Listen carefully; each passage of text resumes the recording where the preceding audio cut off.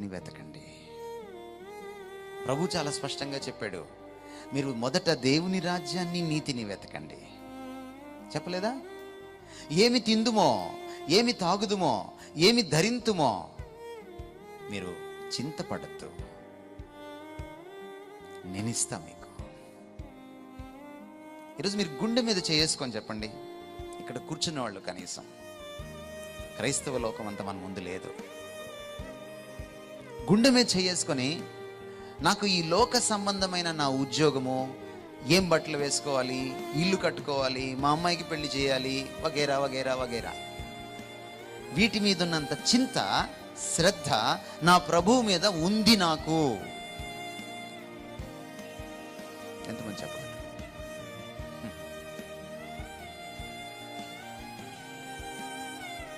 ఈరోజు క్రైస్తవం ఎలా తయారైందంటే, బోధకులు కూడా అలాగే తయారయ్యారు. మీరు మా దగ్గరికి వస్తే మీకు ప్రభు అది ఇస్తాడు, మీకు ప్రభు ఇది ఇస్తాడు. ప్రభు చాలదు మనకి, ఇంకేమివ్వాలి? ఆయనే చాలు. He is enough.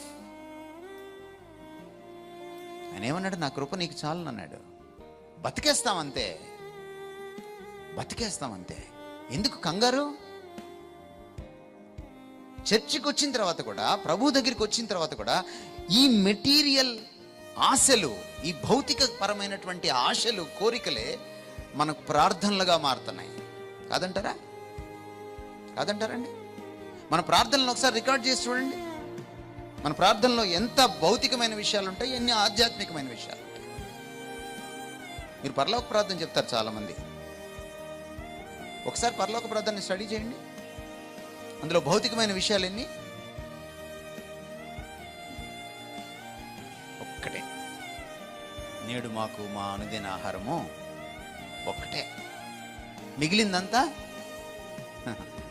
నీ నామం పరిశుద్ధపరచబడును గాక, నీ రాజ్యము వచ్చును గాక, నీ చిత్తము నెరవేరును గాక. ఫోకస్ అంతా ఆయన మీద. ప్రార్థనలో మన ఫోకస్,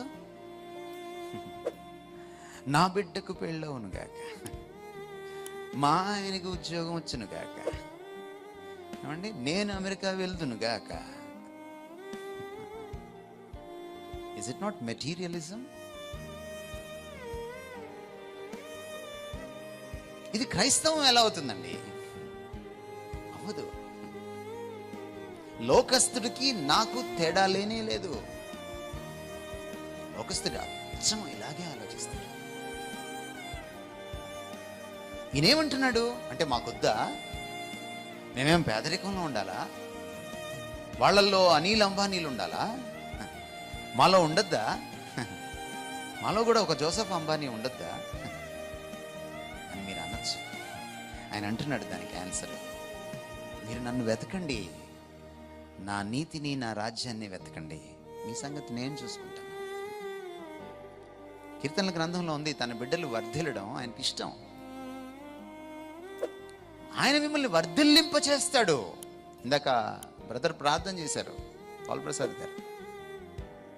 ఫలానికి, వర్ధిల్లడానికి, ఇవ్వడానికి ఆయనే మూలం, ఆయనే కారణభూతుడు. నీకెందుకు ఆ బాధ? మన పని ఏమిటంటే ఆయన్ని వెతకడం, ఆయన రాజ్యాన్ని వెతకడం, ఆయన చిత్తాన్ని నెరవేర్చడం, ఆయన నామాన్ని గణపరచడం. నీ నామం పరిశుద్ధపరచబడును కాకంటే పరిశుద్ధం అయిపోతుందా? నీకు తెలుసా నీ నామం పరిశుద్ధపరచబడును కాకంటే? నామం అంటే ఆయన వ్యక్తిత్వం. ఆయనకి సర్వలోకంలో ఘనత, మహిమ, ప్రభావము ఆయనకి చెల్లాలి అని, ఆయన్ను ప్రత్యేకంగా చూడాలని. పరిశుద్ధత అంటే ప్రత్యేకత. అందరికీ మించి, అన్నింటికీ మించి ఆయన్ను ప్రత్యేకంగా పూజించాలని ఆశ. అది మొదటి లైను లోనే ఉంది. మన ప్రార్థనలు కూడా మెటీరియలిస్టిక్గా అయిపోతాయి.